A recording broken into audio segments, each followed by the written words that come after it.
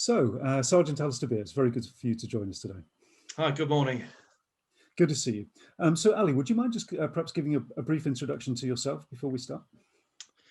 Yes, I'm the Deputy Team Leader for the RAF Lossiemouth Mountain Rescue Team. My trade in the Air Force is actually RAF Regiments, which I've done for the last 22 years. And I joined Mountain Rescue as a part-time volunteer in 2003, and I've been doing that ever since. The last 4 years, I've actually been released from trade to fulfill a full-time role within the Mountain Rescue Service. Thank you so much for that. And we've got 20 minutes or so to talk about the subject, which is decision making, what influences us. And given your background and experience, I know you've got one or two incidents which you've had to deal with recently, which I think really highlights that decision making process. So perhaps we could start by you just talking us through one of those incidents, Ali, so we get a feel for what was going on, and then what we can do is come back and just take a look at it and see what it says about decision making. Is that all right? So if you talk us through. Yes. So the team was called out about 11 p.m. on a January night to search for a vulnerable missing person very locally to us in Elgin. So it's literally 5 minutes drive from the base. And that was pretty much all the information we had to go on at the time. This is quite common with our call outs. So we deployed the team into the area that was where the patient was last seen. And after a brief chat, we split into parties of 4 and spread out to search the local area, search the most likely areas. After about 30 minutes of searching, we managed to locate the patient, and I spotted him lying face down in a ditch that was full of water. The weather was very, very cold and dreary. It was sleeting fairly hard, about 2 degrees, and this was just above sea level. So it's pretty unpleasant conditions. And the patient was, when I got to him, was totally unresponsive. And so you do start fearing the worst. Once I started an assessment of the condition of the patient, they became gradually more orientated, and they appeared to be in a lot of pain, a lot of chest pain, which indicated some kind of chest trauma. But they were very, very cold. They were soaking wet, very cold, and lying in the mud on the bank of the ditch in fairly difficult conditions, very difficult to work for us and very difficult for the patient. They'd taken a bit of a fall, probably about 3 feet into the ditch. So it was a case of balancing the decisions between needing to fully immobilize them for potential spinal injuries, managing the pain in the chest, which could potentially be a life-threatening injury, and actually getting them out of the ditch as well because of the danger of hypothermia. And obviously hypothermia will exacerbate all the other problems they've got. So it was weighing up these decisions. Although we were relatively close to the ambulance station, it took us a while to get an ambulance to the scene. So waiting for that became less and less of an option. It was obvious we had to move the patient out of the ditch.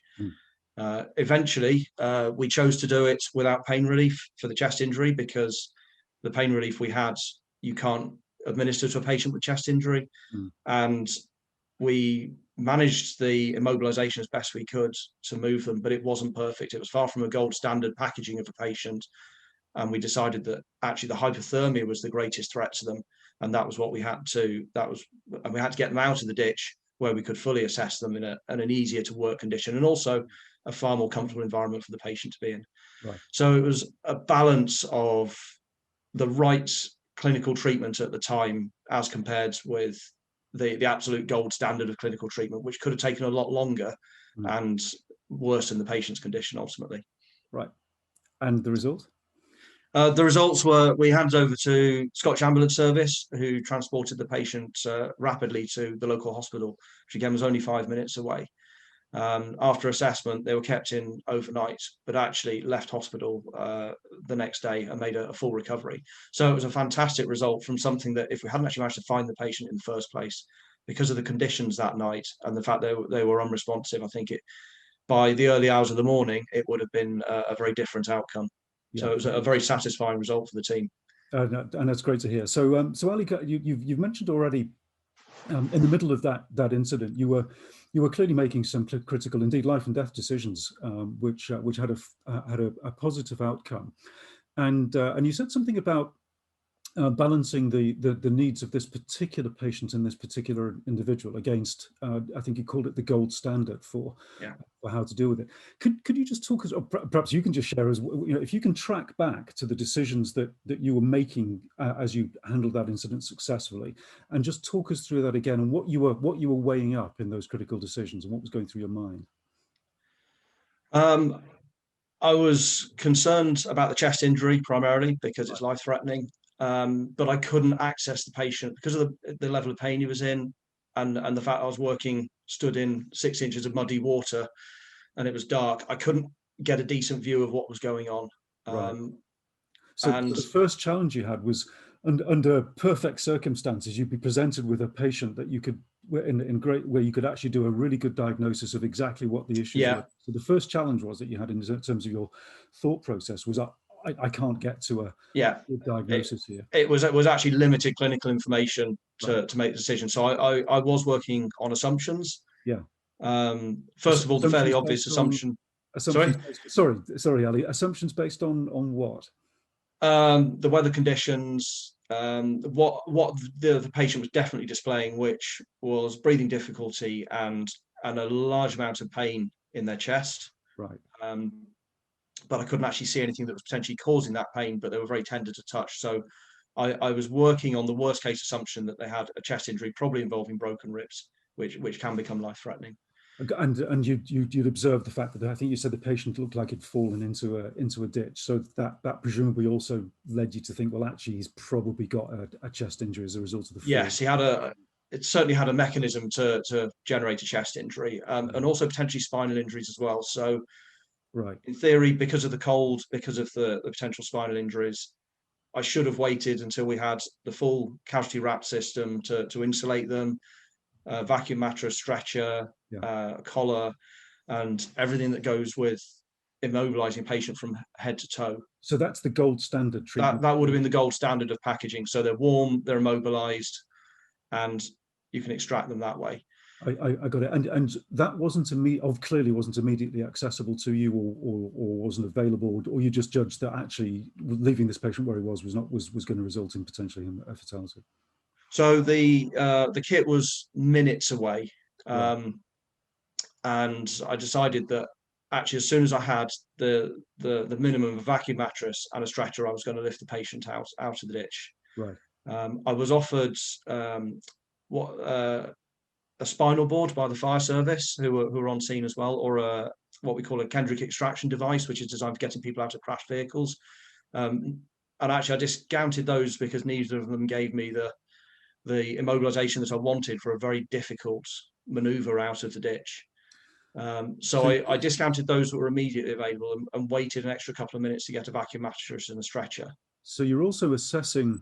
So you've got a range of potential recovery options available to you for this individual, and what you're doing is kind of making a judgment based on experience, based on probably a bit of intuition, based on what you've seen so far, to make a decision what the optimal recovery mechanism is for this patient given the circumstances you were confronted with. Is that a yes? Have I summarized it well in terms of yes? And you're balancing how long it's going to take each element to get to you. It's time critical as well. Yes, and ultimately, because the amount of pain the patient was in, we were going to cause him a lot of discomfort. However, we moved him. So, but I didn't want to wait for an ambulance to turn up because I didn't know how long it was going to take, because they were heavily tasked through COVID. So I knew there wasn't one immediately available. Did you take the decision as well, Ali? Were you taking the decision yourself, or I'm just interested? Did you check with colleagues to get their view on things? I mean, or was it down to you? Or how just perhaps talk us through the mechanism of that decision that you were making. It was mainly down to me. I was the medical provider on scene, so and the party leader. So it was down to me to ultimately make the decisions of how to get the patient out of the ditch and on what time scale to do it on. But we did have a discussion, and there's always, before you do a complex move, especially one which isn't it's not potentially the gold standard, there's always a pre-brief of exactly what you're going to do so that everyone understands the move, and also the option for people to ask any questions or have any other ideas. and that was the point where everyone decided that it was, or backed my decision to get him out of the ditch and move him without pain relief for the chest injury, rather than wait for an ambulance, because they could have provided the pain relief, we could have managed the packaging.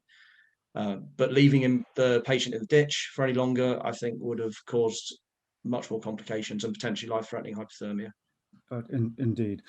So Ali, having been through that experience, and related to us, it's really fascinating to hear an actual case.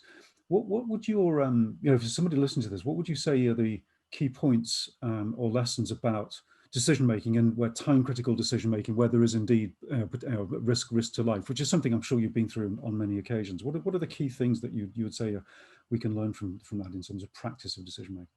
The key thing is to manage the balance between gathering as much information as possible to make the correct decision, but you have to weigh that against the time you've got available to you. So you're sometimes better off with an imperfect decision made at the perfect time, rather than waiting a longer period to gain all the information for the gold standard decision and solution, because by then, especially in a time critical case, it could actually be too late. Right. So sometimes a slightly wrong decision or a not perfect decision early is better than waiting to gain all the information you need. That's really interesting. And Ali, in those critical few moments when you were working through that, can you just give us an idea of your thought processes? I mean, just almost like what was it you were going through as you were standing there in that ditch in 6 inches of water, in the cold, in the wet, and perhaps give an idea of how you went through that decision making process? Because all of these things that were weighing in on you, is that something you can talk us through? Yeah, it was ultimately I was very patient focused at this point, so trying to work out what was wrong with my patient as accurately as possible. Like I said, in very difficult circumstances, and I was never happy with my primary survey. I wanted to get them out of the ditch so I could do a fuller, more detailed survey in a better environment. Wanting to get the equipment that I needed to get them out of the ditch, and also protect them as much as possible from the elements. So it was a case of trying to sort of balance the clinical issues with the environmental issues, and that's something mountain rescue regularly practice at. Right. Because at the end of the day, we work in traditionally we work in a very poor environment, and so we're good at managing that side of things. So to some extent, your training clearly kicked in, and there are some elements in here which are probably also down to your training and experience, but almost down to a bit of intuition, I think, as well. Is that right? Sort of a little bit of a feel for when and where the right decision is. Yes, there's definitely a bit of that, and the reason we found the patient was obviously down to good search planning. The team leader came up with a good plan, obviously detailed fortunately my search party into the right area, but we were obviously in the right ballpark as a team.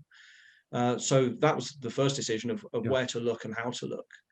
And the reason I found him is because in previous cases, one of the complications with this patient was that they had Alzheimer's, and a common trait of an Alzheimer's patient is that they will follow linear features quite often. They won't cross a boundary. Right. So in this case, I was looking around a fence around an electricity substation, and obviously the ditch was a natural catchment feature along this linear feature. Yeah. And so that's why I ended up actually extending down the ditch to have a look. So it's based on a bit of on prior knowledge of patterns, and it's and a little bit of instinct as well. Ali, thank you so much for taking us through that. And I know that we described a case where you were confronted with a set of very difficult circumstances, and you made the right decision and with the right outcome. And I know that you've been confronted with another incident recently, which I think really pushed your boundaries, didn't it, in terms of the things that you were confronted with and that you had to deal with. Could you talk us through that a little bit? Because I think there were some quite interesting aspects of that, weren't there, where you're really on the limits of your training and your experience? Yes, this was a case last summer, and it was one of our first training exercises after lockdown. We were doing a traverse of a mountain called Learthach on the northwest coast of Scotland. Very rocky ridge. It was a very hot day, and towards the end of it, one of my team started showing signs of heat exhaustion. And to start with, you're seeing it as they're a tired team member that just needs to be encouraged to carry on. And then fairly shortly after that, they deteriorated to a point where they become a cause of concern, and you start viewing them rather than just a tired troop, they become a patient. And at this point, I was weighing up all my options, and I was reverting to almost subconsciously to my military training of coming up with 3 courses of action and deciding on the best one. Because at this point, nothing was time critical, and I actually had the time to weigh up my options. And they were a helicopter rescue, stretcher carry off if things deteriorated, or just keep going. I discounted the helicopter rescue because we were listening into the Coast Guard channel on the radio, and I knew that the helicopters were already tasked elsewhere, so I wasn't going to get one of those in a hurry. A stretcher carry off wasn't a good option because I only had bare minimum people to carry a stretcher. It was quite steep, rocky ground, and the rest of my party were already fairly fatigued by this point. So it was a case of keeping the patient going. And in heat exhaustion, you're supposed to stop and rest the patient, get them out of the environment. There was no shade on the mountainside, so to me, getting them out of the environment meant getting them to the road where I could actually get them to definitive care if I needed to. So it was a slow, steady descent down the hill with frequent stops for food and water and keeping them going. They deteriorated further coming off the hill to the point where they're actually very concerning and becoming very incoherent and unsteady. And towards the last few 100 meters, we were pretty much carrying them. Once we got them into the van in the car park, got the air conditioning on, and started managing it as we should by all the clinical guidelines. They apparently made a full recovery. They became completely alert and orientated. They were very their observations, their clinical observations, were actually what I'd expect. They were very, very normal for that patient. So I completely relaxed, took my eye off the ball a bit, and all of a sudden they became agitated and started hyperventilating. And this prompted a quick phone call for some clinical advice to our mountain rescue clinical lead, who advised me to consider a slow trip to hospital, and just to drop them at A&E to be checked out. And within 2 minutes of putting the phone down, my patient was completely unconscious, which was totally unexpected.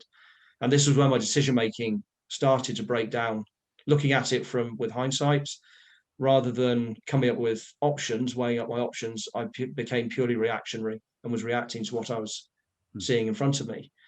And at this point, again, knowing that the nearest ambulance was at the very best 20 minutes away, and by now I had a very sick patient in the back of the van, I decided the best option was to do a rapid blue light run to Ravenmore Hospital, which was a very, very long hour's drive away on blue lights. On the way, I gave a pre-alert to the hospital via a friend of mine who works there. So it was an informal way of doing it, but it worked. We had the offer of being met by a resuscitation team actually en route. But by this time, we were only 10 minutes from the hospital, so we decided to keep going. The patient was very sick all the way. They were totally unresponsive, hyperventilating, very low oxygen levels. So it was incredibly concerning. And I found I was thinking less and less. I was reacting to my clinical training and managing what was presented to me clinically. But in terms of decision making, I probably stopped actually making clear decisions. Right. At the hospital, we were literally met at the doors of A&E by the resus team who were waiting for us. And I found at this point the emotional element of it started to kick in really noticeably, because I actually knew some of the resus team. My handover, I felt, was very unprofessional. I remember feeling deeply embarrassed about this at the time, because I'd worked as an instructor alongside some of the resus team teaching pre-hospital care, and I felt like I wasn't practicing what I'd taught in front of them. So I remember being very embarrassed about that and feeling that it wasn't a great handover. It was fairly incoherent. But at this point, I think I was emotionally completely burned out. And this was something that I've never been prepared for, was the actual emotional impact on your thought processes when you're managing a patient who's one of your own. And So it was the fact that, I mean, he survived and recovered. yes, he made a full recovery. He was discharged from hospital the next day, which was a great. bonus. So in the fact that he survived, you rescued him, you saved his life. That in and of itself is clearly a success story. But given your profession, you almost treat this as well, not as a failure exactly, but something which really challenged your professionalism in terms of decision making, right? I mean, that's the impression I'm getting from you in a sense. Yes, definitely. Right. Yeah, I actually, it was a weird instinct or a weird emotion to feel. At that point was a bit of embarrassment, because actually we delivered the patient to hospital and got them handed over in a state that the resus team could actually manage them. So it was your professional pride almost that kicked in there about the handover part. Yes, and it seems like a very selfish motivation, Right. but but it was something that just it popped into my head whilst I was giving my handover. And tracking back to the point at which it seemed to be the other critical part of the story, when your team member relapsed, and you said that you effectively became reactive in your decision making process, and yet you clearly took a decision which saved his life. So what was the problem there with being reactive to the situation in your view? I think with a bit of hindsight, I think I got the decision right, and my decision, rather than waiting for an ambulance, to actually drive to hospital. Although I got it right, I just feel that my decisions weren't at all considered by this point. It was all become very. It was a mixture of. It was very time critical, so I needed a quick decision. Right or wrong, I needed a decision, and it was difficult to. I think it was difficult to weigh up options when I was becoming more and more emotionally involved, and I definitely wasn't thinking of any other options. I saw one pathway. I see. It could be viewed as instinct, or one of the other ways of looking at it is sort of that recognition primed decision making, where you're subconsciously recognizing the right option against all others, whether or not you're considering it. It's almost a definition sometimes of instinct or sixth sense, isn't it? Yes. That subconscious recognition of the right decision, not a conscious one, and that's possibly what kicked in for you when your training, your experience. I think it started to. Right, but I suppose the lesson, I guess, is just recognizing, even with somebody with your training and with your experience and your expertise, that there are circumstances where you have to be prepared for your emotions to take control, almost in a sense, and just to know that's likely to happen when you're really on the extremes. Is that right, Ali? Yes, definitely. I mean, certainly in the regiment side of my career, we regularly practice, especially prior to deployments to Iraq and Afghanistan, on managing casualties and managing casualties within your own section, your own tight-knit team. So you're always practicing the drills for managing it, and it is drills, it's tactics, and both managing the situation and the medical condition, and accepting that it's going to be one of your own, because you're going to be on scene when they get injured. But the one thing that never ever got mentioned, and in this case caught me completely by surprise, fortunately I've never dealt with one of my own being injured in Iraq or Afghanistan, and this is the first time it's happened to me. Was the emotional impact on your ability to think clearly. I've had patients in an ambulance or in hospital go downhill on me very, very rapidly and in a bad way, and I've always been able to think clearly about what needs to be done. In this case, I was definitely finding my judgment was getting blurred by the emotional impact. So maybe just an awareness that if you're dealing with a patient that's one of your own, or dealing with a stressful situation where you've got an emotional attachment, just accepting that it will affect you, even though you can't replicate that in training, just accepting that it is one of the factors you're going to have to deal with. Indeed. Your ability to think clearly with that emotional impact. Fantastic. Ali, that's been such a fascinating conversation. As usual, we're up against our time with these things. We could always do it longer. So, Ali, Sergeant Alistair, thank you so much for joining us for this talk on behalf of the Tedder Academy and Lincoln International Business School. It's been an absolute pleasure having the conversation. Thank you very much. Thank you Thanks so for much. asking me. Thank you.